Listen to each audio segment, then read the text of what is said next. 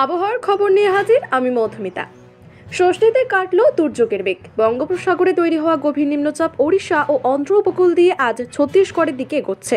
তার খানিকটা প্রভাব পড়বে বাংলায়, যার জেরে আগামী দুদিন দক্ষিণবঙ্গের সমস্ত জেলাতেই বজ্রবিদ্যুৎ সহ হালকা থেকে মাঝারি বৃষ্টি হতে পারে।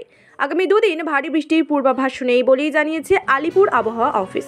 তবে অষ্টমী ও নবমীতে রয়েছে ভারী বৃষ্টির ভ্রুকুটি।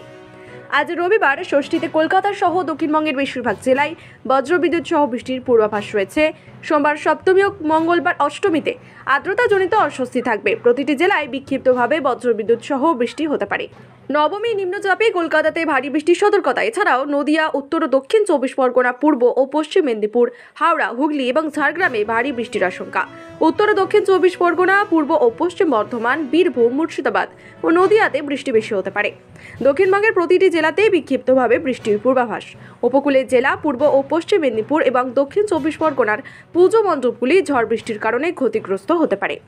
অষ্টমী ও নবমীতে ভারী বৃষ্টির পূর্বাভাস আলিপুর আবহাওয়া অফিস জানিয়েছে।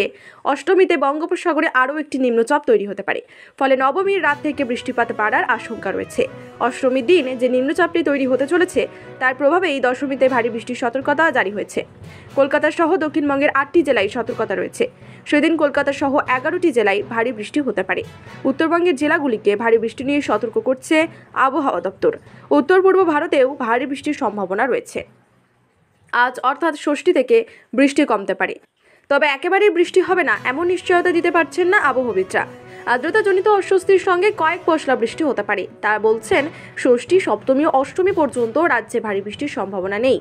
উত্তরবঙ্গের ক্ষেত্রে কোনো জেলায় ভারী বৃষ্টির পূর্বাভাস নেই। প্রতিটি জেলাতেই কয়েক পশলা বৃষ্টির সম্ভাবনা।